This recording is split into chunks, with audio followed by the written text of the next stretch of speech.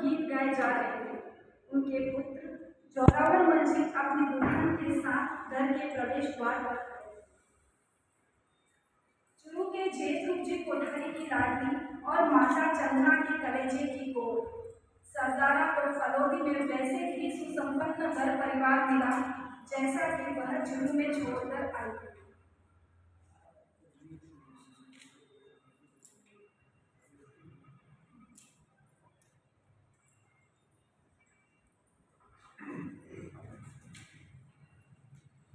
सरदारा का जीवन उपन वसंत के साथ अड़खेलियां कर ही रहा था कि एकाएक अप्रत्याशित रूप से उसमें पतझड़ का प्रवेश हुआ।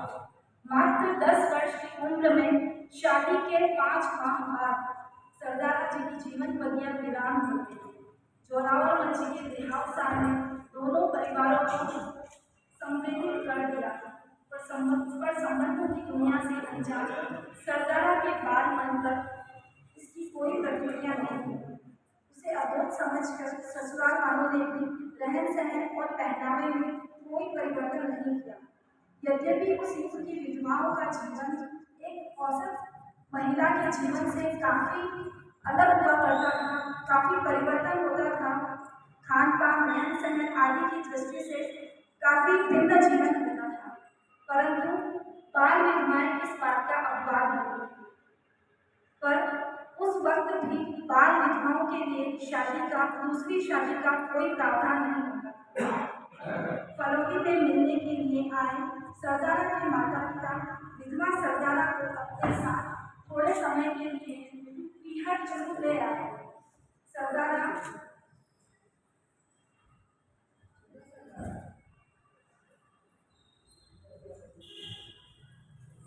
के माता पिता धार्मिक प्रवृत्ति के थे। समय समय पर साधु संतों की सेवा, दर्शन, सामायिक व व्याख्यान सुनने जाया करते थे। एक दिन उन्होंने सरदारा को भी अपने साथ ले जाना चाहा। देखिए अगला दृश्य। सरदारा, ओ सरदारा, यहाँ मुनीश्री विराज रहे थे, उनके दर्शन करने चले गए। तू भी अपने समय को साथ में ले लेना, वहाँ समय है। अच्छा, इसी का जल्दी दर्शन करने अभी नहीं समय पर।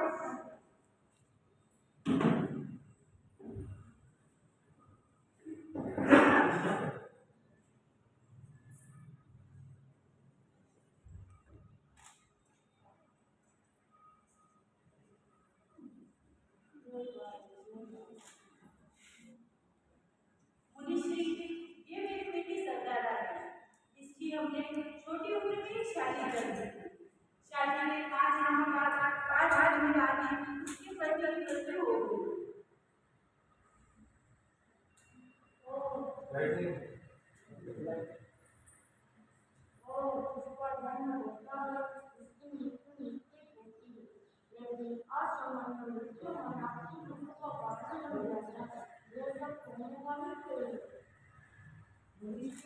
आप इसे कुछ प्रेरणा दें ताकि इसके जीवन को एक सार्थक बना सके। आप इसे संपर्क में रखें, इससे उसके मन में अध्यात्म के लिए स्फूर्ति और शक्ति बढ़े।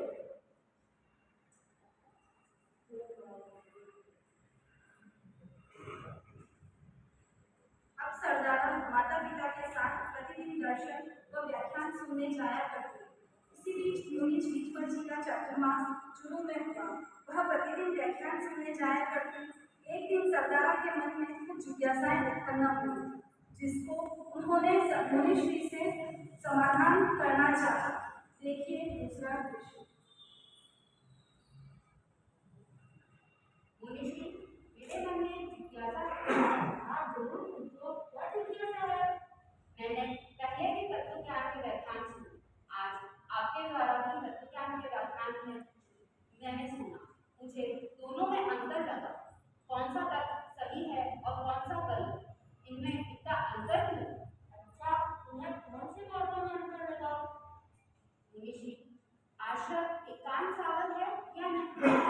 सरदारा, आश्रम एकांत सावध नहीं, सावध और निर्बद्ध दोनों है। मुनीश्री,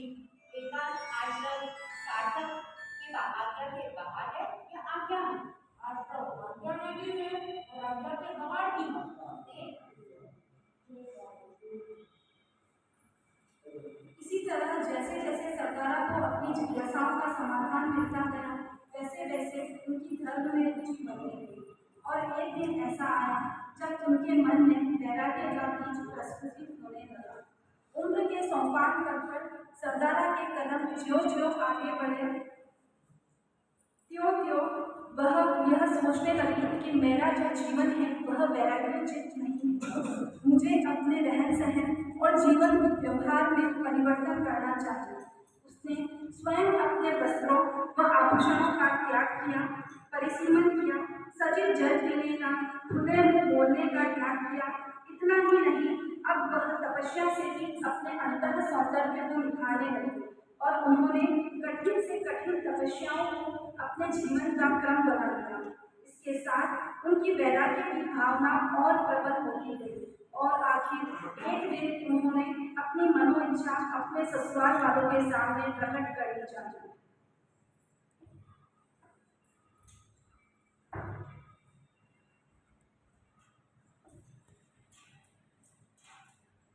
सुनिए भाई साहब, मुझे आपसे कुछ कहना है। मैं दीक्षा लेना चाहती हूँ। मुझे यह संसार आसान लगता है, इसलिए आप मुझे दीक्षा की आज्ञा दें ताकि मेरा भाग्य खुल सके। क्या कहा? दीक्षा की अनुमति हरगिज नहीं मिलेगी।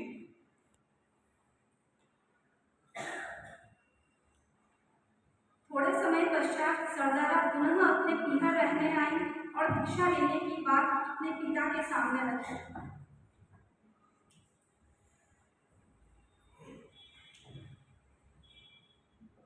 पिताश्री, मुझे आपसे आज्ञा चाहिए। मुझे दीक्षा लेनी है।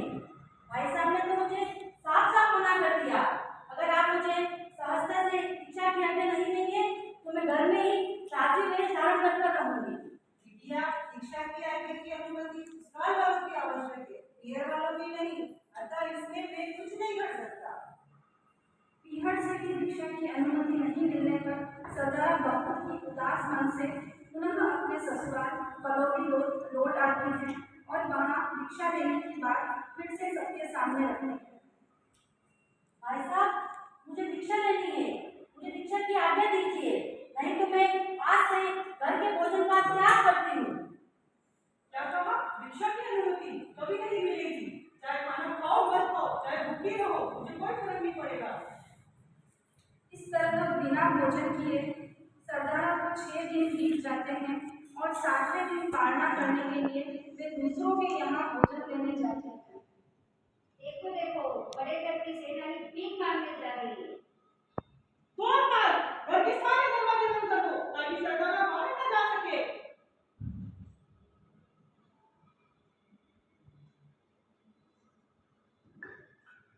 ये देखिए, ये है कांच का बर्तन।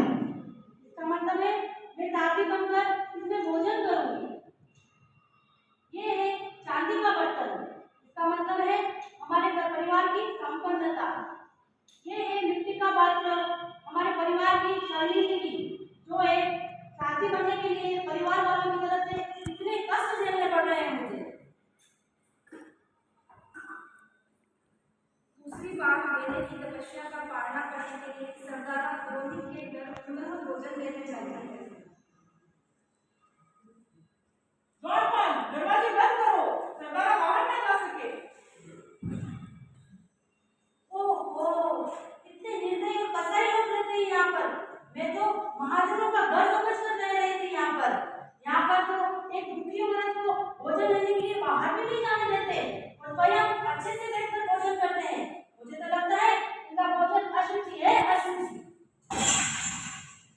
क्या कहा?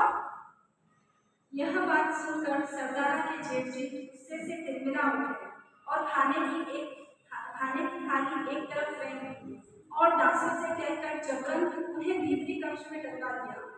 सरदारा अब भी अपने संकल्प पर अड़ी थी। उन्होंने गलत इरादों से किए गए कार्यों को नेक रूप में लिया। उसने मन ही मन कहा, घर में ही मेरे लिए साथी बनने का यह अच्छा अवसर है। उन्होंने तकिए में छिपाए हुए अपने सफेद कपड़ों को निकाला और वो पहन लिए। देखिए अगला दृश्य।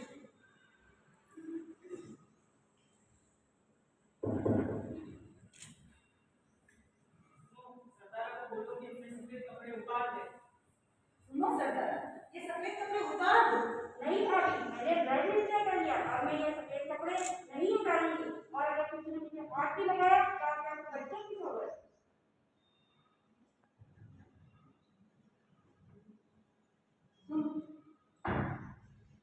सुनो, आप इतनी जिद मत करो।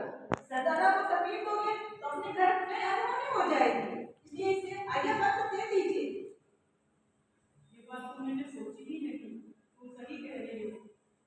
सुनो सरदारा, ये तो तुम्हारा आज्ञा पत्र, लेकिन तुम्हें कम से कम मेरी एक बात तो माननी पड़ेगी।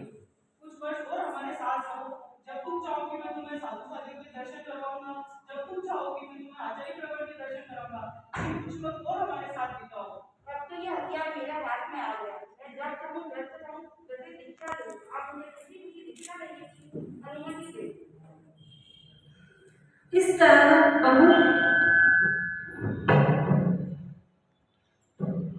तरह बहुत संघर्षों के बाद सरदारा जी को परिवारजनों से आज्ञा पत्र प्राप्त हुआ। बहुत धूमधाम से युवाचार्य झीतमल जी के कर कमलों से उनकी दीक्षा संपन्न हुई।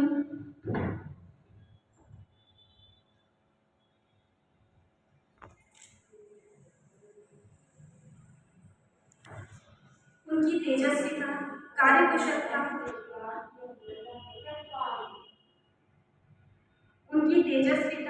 कार्यकुशलता, विवेकशीलता आदि गुणों को देखते हुए कम उम्र में ही उन्हें अग्रगण्य बना दिया गया।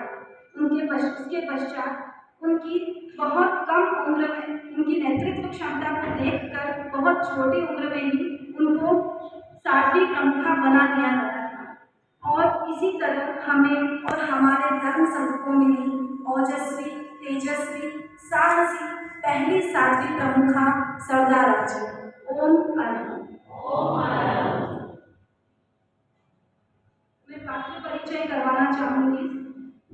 बाल सरदारा का रोल अदा किया है श्रीमती वर्षा कोठारी। गृहस्थ सरदारा का रोल अदा किया है श्रीमती स्वीटी कोठारी। 7वीं सरदारा जी का रोल अदा किया है श्रीमती प्रीति कोठारी। मुनिश्री जीतमल जी का रोल निभाया नीलेश चपलो। सरदारा के पति जोरावर जी का रोल निभाया श्रीमती किरण कोठारी। सरदारा जी की माता का रोल अदा किया श्रीमती चंदा कोठारी। पिता का रोल अदा किया श्रीमती हेमा बोहरा। जेठ जी का रोल अदा किया श्रीमती मोनिका कोठारी। जेठानी जी का रोल अदा किया श्रीमती संगीता कोठारी। ओम अरहम।